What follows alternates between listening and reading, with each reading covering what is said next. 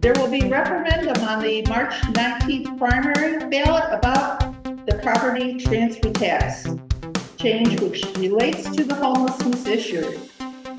You've heard about it in the news, probably have gotten a flyer in your mailbox, and have seen the ads against it on TV. But what is it really about? And why are some people and organizations against it? And why is it an issue at all? To help us sort through all these questions, please welcome Vaughn Roland from Bring Chicago Home, an organization which has been pushing for this referendum for years to address the issue of homelessness in Chicago. So please welcome Vaughn Roland. Thank you for having me. Thank you for having me. Again, as Francis said, I'm Vaughn Roland, political director for the Bring Chicago Home ballot initiative. I'm sure many of you are aware of Bring Chicago Home. Let me get a show of hands. How many people have heard of Bring Chicago Home? I'm sure you have. Well, that's pretty good. I like to be engaging. So what have you been hearing? One at a time. What have you been hearing? What do you know it as, et cetera? Well, I see the negative ads on TV, and I got a flyer in the mailbox, which was pro Bring Chicago Home. Yeah. And of course, you read in the newspaper about the suit against it. Yep. Okay. How about anybody else? Anybody else want to go? Well, I'm part of the problem to take action, and we are very much in favor of it, and to have work to help people understand the complicated nature of it. Just because it's being challenged in the court, does not mean we cannot go on it and that we should go on. So we're putting messaging out to people understand. Thank you for your support. Thank you for your support. So I'll just give you a brief rundown of what we call BCH is, and what's happening. And then later, towards the end of it, I'll start to give you a bit of an update on what's going on with the lawsuit, everything, all that good stuff. Sound good? Okay. So Bring Chicago Home is a ballot initiative that is currently on your ballot. So it's been on the ballot since February 15th, which is early voting, which started downtown. And as many of you know, in-ward voting, early voting started yesterday within your ward, March 4th. So it's the last question on the ballot. What Bring Chicago Home is, right? So it's looking to restructure the real estate transfer tax. The real estate transfer tax is currently at a rate of 0.75%. So whenever you purchase a property, or that property can be commercial, can be real estate, etc., you're hit with a 0.75%. Currently, that fund goes to this general Chicago, the city of Chicago fund. We're proposing that we use that for something, right? We're proposing that we make that more progressive and putting it towards fighting homelessness here in the city of Chicago. Yeah. So what we're proposing is that we increase the percentage, right? So let's say you're purchasing a property at $1 million to 1.5 million. You would then get hit with a 2% tax. So that's the only area where you would get hit with a tax under our request. So under $1 million properties, you will more than likely, if you're purchasing a property, you will see a decrease in tax. And what we're thinking, what we would want, or what we propose to do with that tax. So one, we want to ensure that the tax that either the 2% or the 3% goes directly towards affordable housing construction. That's the number one thing that we're looking to do, is being able to provide permanent housing for the 70,000 homeless individuals here in the city of Chicago. Number two, we provide wraparound services, right? So that's all the various things that you think about that a lot of our homeless community deal with, right? So you're thinking about mental health issues, you're thinking about soft skills, so they can ensure that they can keep jobs, ensuring that they can keep their housing as well. Number three is rental subsidies. So ensuring that, folks who don't have access to certain levels of capital, who have problems with, paying their rents and things of that nature, that fund would be used for that. But the very fundamental, those three things are our fundamental pillars to this program, but we really have a higher focus on ensuring that we have funding here in the city of Chicago to create permanent housing at affordable rates. So that's the number one thing that we're looking to do here. So So we've been at the good fight for this for the last 6 to 7 years. So it's not a new thing. This is something that's been around, being led by unhoused and formerly unhoused individuals here in the city of Chicago for the last 7 years, working with organizations like the Chicago Coalition for the Homeless, One North Side, another organization we've worked with, and several other community organizations and service providers, to ensure and create this ordinance. So the thing that I mentioned about our 3 pillars, that's all codified within the ordinance that would take place if this does pass on March 19th and then goes on to the city council. So we've created it. So I'll break down the 3 phases of the entire campaign. The first phase of the campaign was to ensure that our ballot question was even on the ballot, right? The second is to ensure that it passes the ballot referendum phase. The third phase, it goes back to city council, then it has to pass city council. And that's where you'll start to see a lot of the inner workings of the ordinance start to really be flushed out. But one thing or 2 things I want to ensure that everyone here leaves here and understands is that, one, in terms of how the funding will be spent, that's already codified in our draft ordinance, so that can't be changed. So it's specifically going again to those 3 pillars: affordable housing construction, rental subsidies, and wraparound services. So there won't be a situation where, like you see with some of the ARPA dollars and things of that nature, where it runs out and they start to try to use it for other things. They can't do that by law. The city of Chicago cannot do that by law with how our current ordinance is drafted. So I want to just make sure everybody knows that and understands that, because I understand that there's a lot of, questions around how city of Chicago spends money.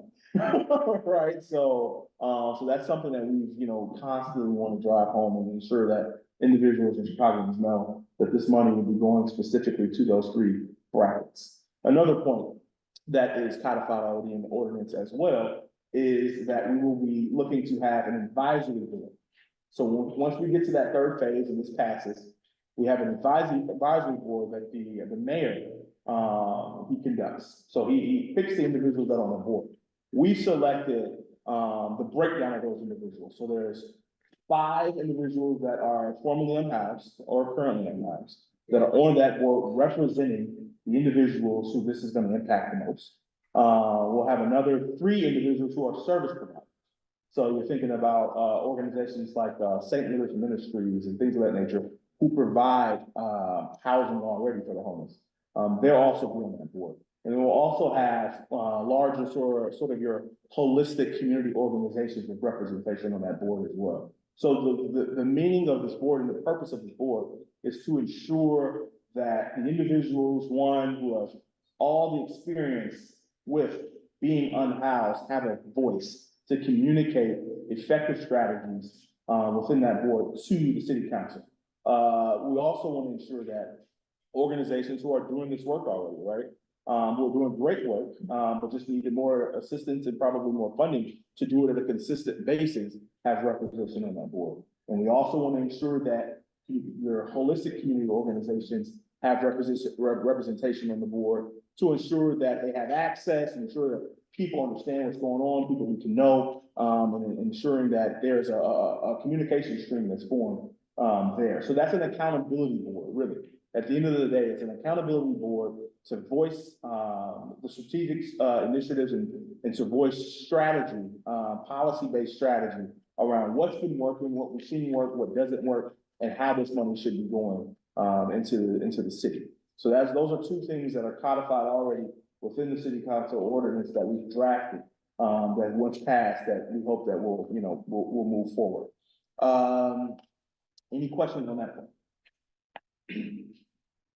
Do we have any sense of comparison in regards to like other cities? Philadelphia, the other cities, have they done this? Yeah. Received these, type of setup, and how has that gone, and how has that accountability really been, Yeah. So when you look at a city, so we have several other cities that are currently doing this already. So to be honest, Chicago is a little behind. We're behind. New York is doing it, LA is doing it, San Francisco is doing it, Seattle's doing it, Philadelphia is doing it. Like all of these cities are already implementing this. And when you look at the city of our size, in terms of how much money we spend on homeless to date, it's almost laughable compared to some of those other major cities. So you look at a city like New York, they're spending over $1 billion towards homelessness. And we are last time I checked, we were at 53 million a year. Specifically from the transfer tax? Yes, specifically. And- Well, for us, we don't have a transfer tax. These monies are coming from various places, and they're not permanent structures either. So again, like when you start to think about that's a major issue. I'm glad you brought that point up. That's a major issue with a lot of service providers is that oftentimes the monies for that are earmarked for this run out, right? So then you have to wait till the next fiscal year to try to go back and ask for more money. This is creating a permanent revenue structure. Ongoing, and we can annually, we've projected that we can raise $160 million annually from this one tax. Joanne? Yes, I have the article that explains how Justice Burke, who's running for the state's attorney, said that it had illegally been placed on the ballot. Have you been able to find out, investigate what you should have done to do that, or what you need to do in the future? So, it's still in the back, right? So, and that's, well, I guess we're at the point now where I'm explaining the lawsuit. So, by any means, I'm not a lawyer, I'm a public policy professional, but, you know, I have a broader idea, and we have attorneys, that sit on our board. So, basically, what they've accused us of, they're being, our opponents. Those opponents are the Chicago Realtors, Illinois Realtors, and BOMA, which is, the Building Operations and Management Association. And what they've accused us of is what they call log rolling. Log rolling is basically when you add a question at the top. I know we have an attorney in here, so she may be able to break this down even better than me. But when you have a question, and it's a question that's clearly going to be supported, and then you also add a question in there that's probably not going to be supported, and it creates bias, right? So then, therefore, people are more willing to accept what the question is asking because how you created the question. Bring Chicago Home did not create the question. The question was created by the city of Chicago. And there was a lot of back and forth with the Board of Elections on how the question was constructed. We personally felt like the question was too long, it was too confusing, and many people who have already voted have told us the same exact thing. So if it was up to us, the question would have been 2 lines. Do you support this? But that was not allowed by the Board of Elections. So now you're looking at, when you go to vote, I don't know if you voted already, but when you go to vote, there'll be basically like 4 paragraphs explaining all of this. And what I've been telling voters is that the key thing to look out for, 1, it's the only ballot question if you live in the city of Chicago. 2, when you see the words real estate transfer tax, that's your key. This is the question that Vaughn came and talked to me about. This is the question that I've been seeing on news, or I've been getting pamphlets and mailers about. And we're asking you to vote yes on that question. So, more on the lawsuit. So I explained what log rolling was, and now where does it stand today? So, the Board of Elections was the individuals who were being sued, because they issued the question, right? Not Bring Chicago Home, specifically. So, the city of Chicago asked to insert themselves into this, because they weren't sued, to insert themselves into this because they created the question. Initially, the judge ruled that they weren't allowed to do that. So they have appealed that decision. And also, the city of Chicago has appealed the decision not to be allowed on the lawsuit. 2, the Board of Elections appealed the decision of this being log rolling. And then what that would do is from our opponents, is not allowing the number of votes to be known. So on March 19th or March 20th, they won't release the number of people who voted yes or no. So for us, what does that sound like? It sounds like they're trying to stop the democratic process to us. They're trying to block individuals' voices from being heard, Chicagoans' voices from being heard, because they know what's gonna happen. So those are the various versions of the lawsuit, or aspects of the lawsuit. Well, thank you very much for coming. We go see this on your ballot.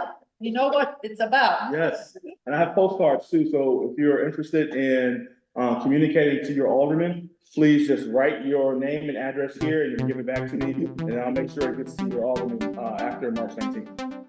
I appreciate you all coming, and I hope you learned something today.